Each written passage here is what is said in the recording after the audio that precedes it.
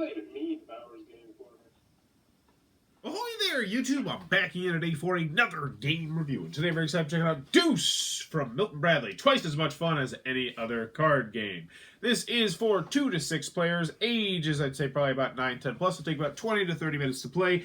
And in Deuce, you're going to be laying down cards in front of you, trying to have the highest possible score in front of you when you go out. You have to have the high score when you go out. If you go out, you're going to get points. You go out by getting rid of all your cards. You're going to get rid of your cards by matching the colors or the numbers. It's a really simple card laying game, but it's got some interesting aspects as well. Does it make it good, though? Does it stand the test of time? Let's open it up, and I'll tell you what I think. Alrighty then, we're going to take a look at what's going to get inside of Deuce. So first and foremost, we have a handy-dandy rule sheet. 3 pages, double-sided. It's got some pictures, some illustrations, and overall it's pretty well done. It should have you up and running in no time at all. It's a big thumbs up on the rule booklet. Also, I can teach you how to play the game right now because it is relatively simple.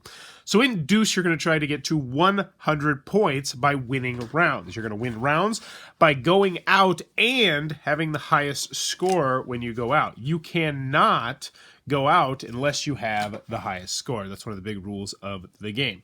So let's go over the components. Let's get into the gameplay. So first we got ourselves the board, which is really nice if you have 2 to 4 players. If you have 5 or 6 players, you can do nothing. You just kind of, 4 people get these nice little spots, and then 2 people just kind of set theirs off to the side. It's not a big deal, but it is really kind of weird that they didn't acquiesce more spots. Next, you got this little spot to hold cards. It's nice. I like having it. And last, you have the star of the show, which are the cards. You're going to have numbers 0 through 10 in a couple different color suits, and then 2 strategy cards, is what they like to call them, which are the rainbow cards and these X cards, and I'll show you how those work in a little bit. So the first thing you're going to do on your turn, though, is you are going to play down 2 cards in front of you, and I'll show you how the cards in front of you rule works. So the cards in front of you have to match either by color, so this would work because they're both red, or by number, like this, because now they're both 7s. And you always have to be following that rule, unless, of course, there's an X or a rainbow, because those are special conditions. So let's say we got that. This person, oh wow, they're looking pretty over here.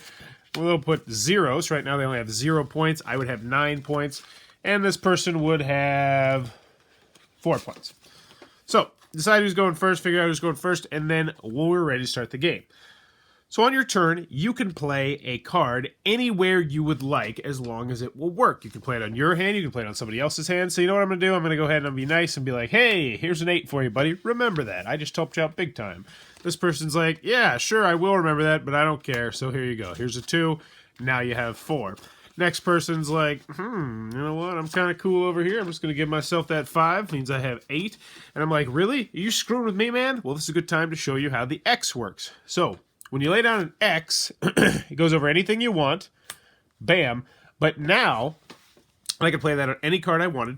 But now, the only thing you can play here is a rainbow. You have to play a rainbow or another X, which is really bad, in order to unlock this spot. So, despite the fact this person has nothing to play here. So he now has to play on other people's hands, or he has to draw cards until hopefully he gets a rainbow, or until somebody else puts him out of his misery by giving him a rainbow, which is highly doubtful.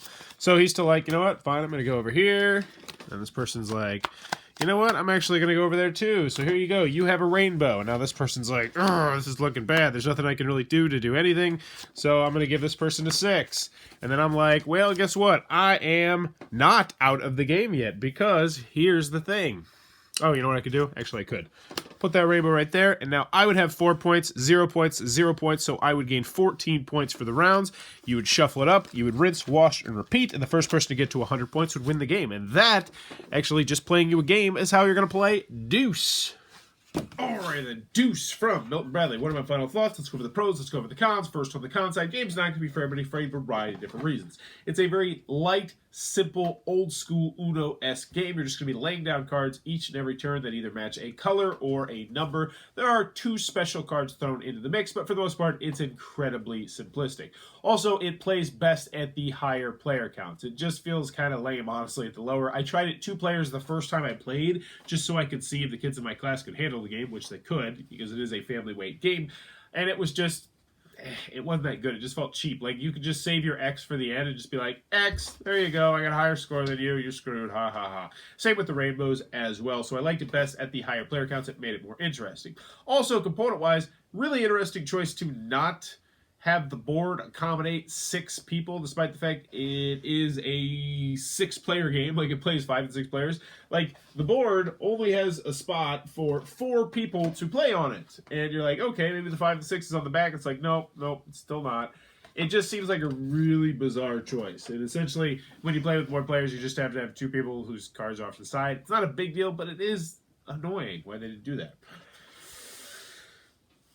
Any other cons I got with the game? I mean, not really. You got to know the game's from 1985. It's incredibly light on strategy. Plays best at the higher player counts. But moving on to the pros, Deuce is actually pretty dang fun. I enjoyed it. I think it's a good to very good game. And I think most people who play this game are going to say, yeah, it was pretty good.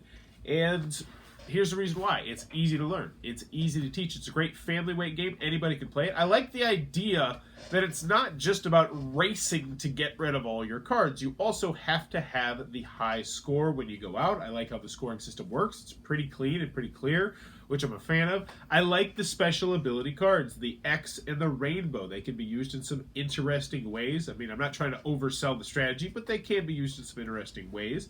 I like the hand management aspect of the game, how you have to be looking at your numbers and your colors. You have to be looking at the colors around you and the numbers around you to decide what to do, especially at the lower player counts. At the higher player counts, not as much, because there's normally going to be a color or a number you can go out there to play to. I like the fact you can play on everybody else's color. And yeah, in the end, Deuce was a very pleasant surprise in my classroom. I believe I will be keeping this game in my classroom. Either that or I'm going to be giving it away to a kid in my classroom, because they did enjoy the game and I did have fun playing it with them. So in the end, Deuce from Milton Bradley. Is it twice as much fun as any other card game? Well, let me think about that. Probably my favorite card game of all time would be Werewolf or Mage Wars, both which are ranked, probably I'd say at about a 9 to a 9.3 for me, which means this would have to be ranked a 18.6, which would mean it'd be the best game that I've ever played in my life. So, Milton Bradley is a lying company, but still, it's a good game. I had fun with it. There you go. Deuce. Twice as much fun as any other card game. No, but still not a bad time. If you enjoyed this review, please sure to click on that subscribe button down below. In the comments below, let me know, what is the last time you made a trade? For me personally, it would probably be, as you get older, you don't really trade that much, do you?